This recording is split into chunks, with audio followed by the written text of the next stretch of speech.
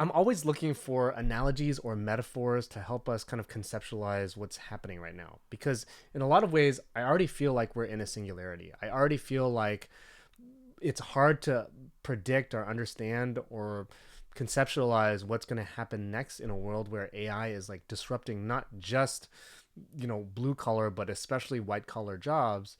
You have robotics coming in and self-driving cars coming into our world, which might change the way that we have labor, change how we, do things, simple things like gardening or cleaning the house, or agriculture, or all of this kind of stuff. Like in within the next 10 years, what is that going to look like where robots are everywhere, if that does come to pass? And at the same time, you got these, LLMs are making it impossible to grade students because students can just text prompt to ChatGPT and end up with a great essay better than anything they could have, conceptualized. So as a result, it's kind of hard to look back in the past thinking about examples of how we can understand the future. I know that that is a trope that, hey, you should look at history to understand where the future is going, but I don't know that there's anything like AI that happened in the past that helps us understand what's about to happen, right?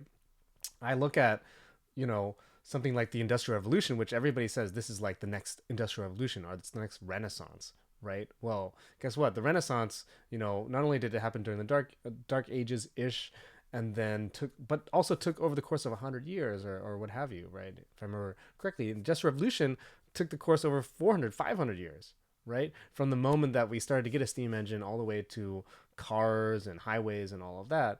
And there's that famous analogy where uh, you couldn't predict Walmart, right, when you were looking at the highway.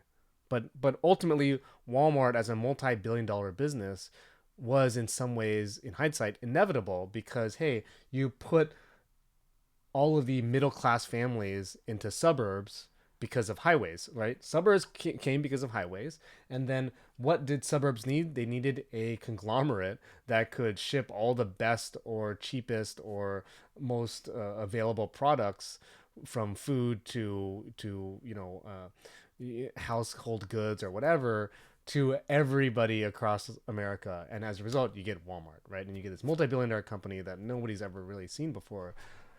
And so, like, with all the supply chains and all of that, and so, like, what is the Walmart of AI? What is the Google of the internet, right? When the internet started happening, of course we had GeoCities and Yahoo, and we had all, a emergent organizing principles, and ultimately, eventually, Google comes along and invents a way, or comes up with a way to organize all that information easily via search.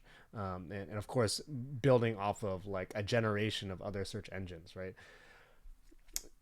And so, like, it's hard to conceptualize as a result what does AI look like, and what's the metaphor, what's the analogy.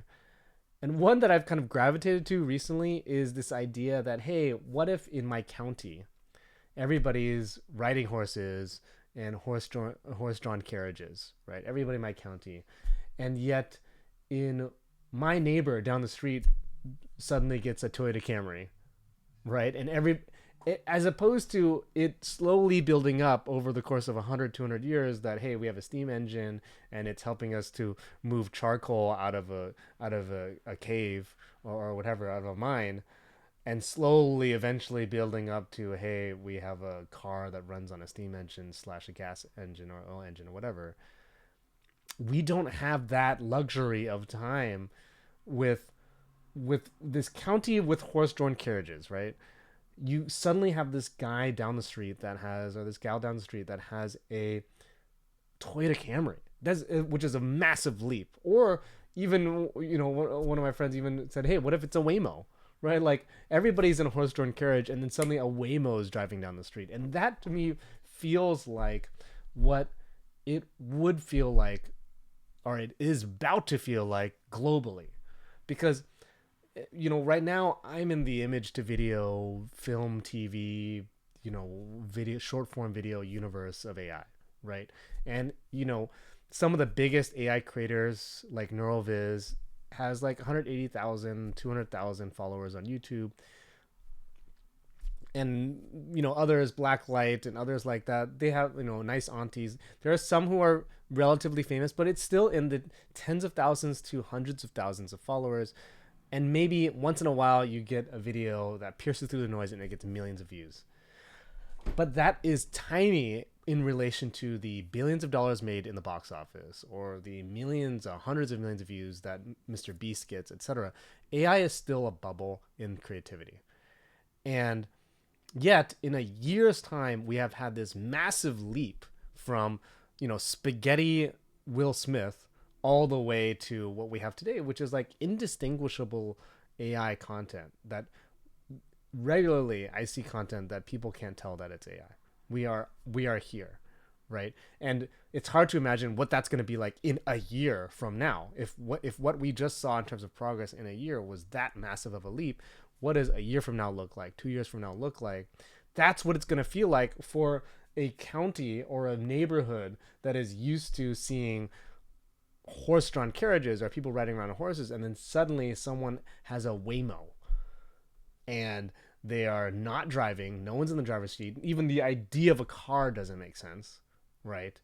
You're used to having a horse-drawn carriage or a horse, and then you see someone who is maybe even it's an electric car that is self-driving, and they're just moving around. There's no gas coming out of it, so that's even bewildering. What is even a battery, right?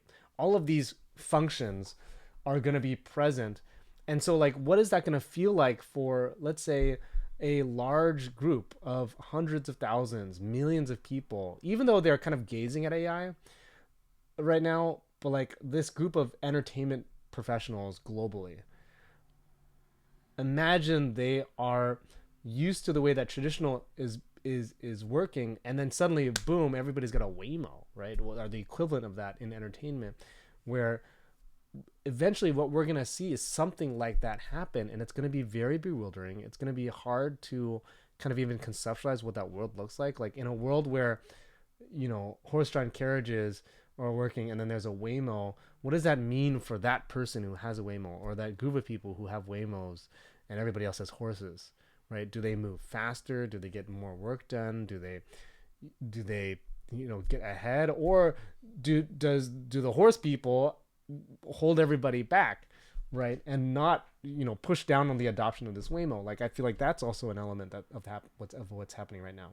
So I'm looking for more metaphors and analogies like that kind of at least help me to conceptualize or like picture what is about to happen or what is currently happening. If you have any, I am open, because I think it's all very provocative, thinking about how this works philosophically and how this works like conceptually, because it's really hard to put together how this is all going to look like. I think most people who are really honest about, who are in AI right now, who are honest about it, can't see beyond 6 months, right? And I think that's the reality that we're living in. So, looking for all your ideas out there. Thanks, guys, for watching.